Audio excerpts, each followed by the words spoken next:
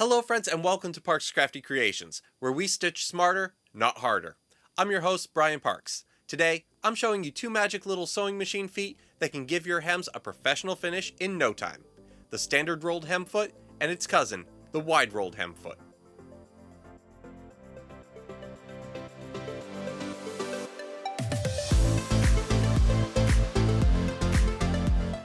If you've ever struggled with turning under a tiny hem evenly, these feet are about to become your new best friends.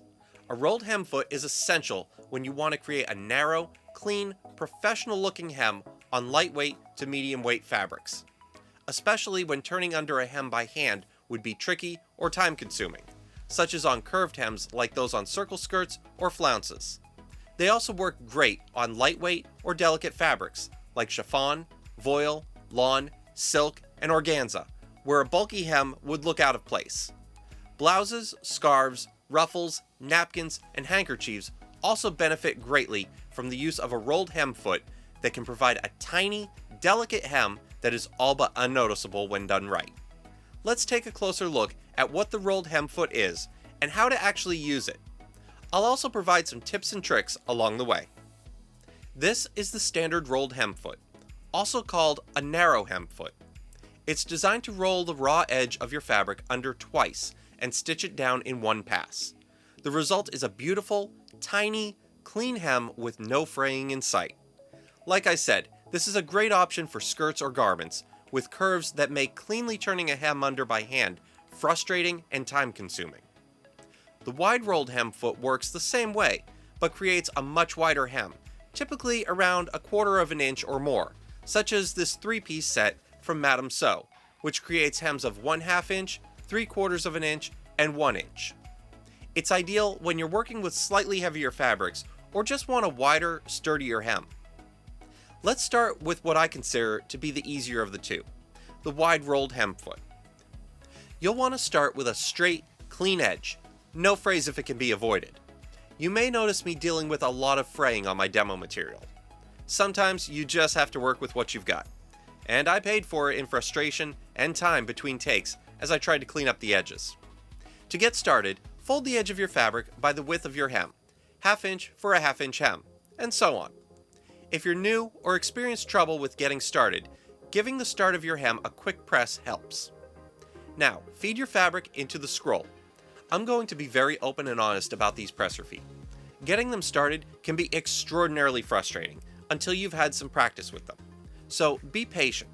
I find it easier to start partway into what I'm hemming and work the fabric back out until it starts to roll on its own. These hems might be frustrating to start, but once you get the hang of them and get them going, they really do become quick and easy. So don't get discouraged if you have trouble when starting out. Be patient, and remember, this is one of those presser feet that does require some time and practice to really master. Here's a few tips that might help make this a little easier. Always test on a scrap piece of fabric first. Some fabrics just work better with these presser feet than others. Second, if you find yourself having trouble feeding the fabric evenly, spray starch or pressing the edge helps with this. My biggest word of advice on these presser feet, though, is let the presser foot do the work. Guide the fabric, but don't try to force the fabric. This is something I fought with myself. It only needs a little gentle guiding. And if you find yourself losing control, just stop in the needle down position, gently readjust to get it back into position, and keep going. That's all it takes. Now, what about when we come to a seam, such as on a dress with multiple panels, or a blouse? In this case, I have a French seam that I'll need to sew past. The answer isn't as daunting as you might expect. First, don't do like I did and sew right up to the seam. Leave yourself some room so that you don't have to fight as much getting the fabric out of the curl.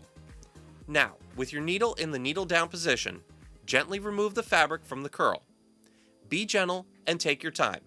You might have to wrestle with it a little bit, but hopefully you followed my advice and gave yourself a little room to work with. Once you have, you'll notice the fabric should still be wanting to curl under. Guide the fabric under the presser foot so it's entirely on top of your fabric. Remember, there's nothing guiding the fabric at this point except you. Lower the presser foot and continue stitching over the seam.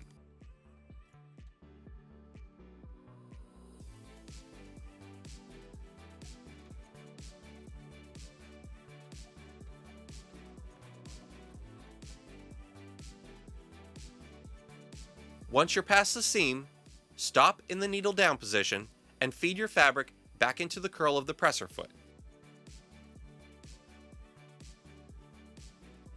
Then continue on like you were doing before.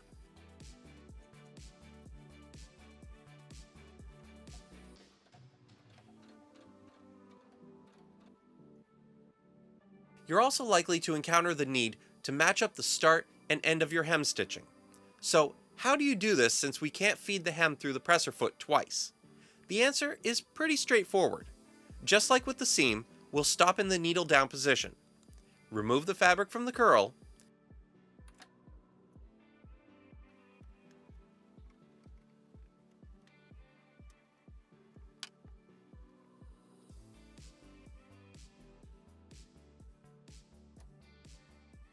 and carefully stitch up and over the start of our hem, being careful to stitch evenly.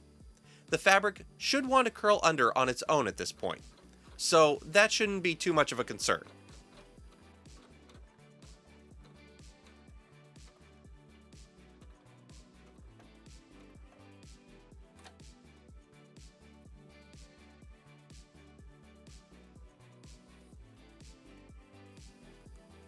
See? Not so bad so far, right?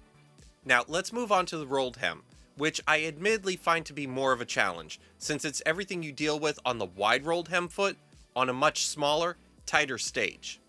Now, to get it started, I have encountered all sorts of methods to start the hem, and I've been lied to more times than I can count about how easy they are.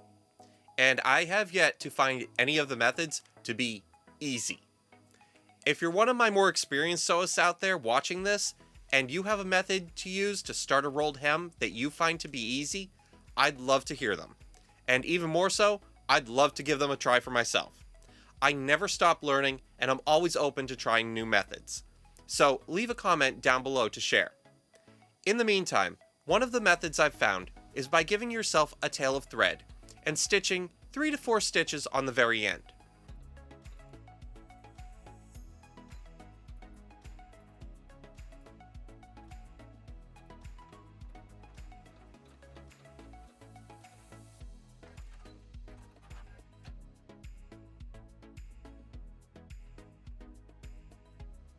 I then use that tail to guide the fabric into the curl to get it started.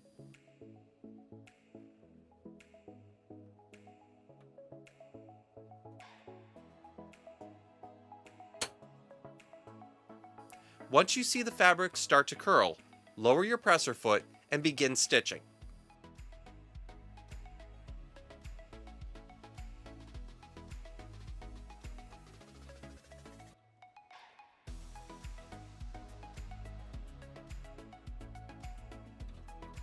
Now, there are some quirks to the rolled hem foot over the wide rolled hem foot. First, I'm going to call bunk on anyone that says you can feed a seam through that tiny curl, especially one like a French seam. My word of advice here would be to stitch your hem first, then seam your two pieces together if you must. Otherwise, you may want to consider another method, or use a thicker rolled hem, if the option is there. Whether you're sewing a breezy blouse or finishing a fancy table runner, once you've mastered them, the rolled hem feat can save you so much time and make your projects look super polished. Give them a try and let me know in the comments which one you like best, and if you found an easy way to start the rolled hem. I'll be interested to hear what you all have to say.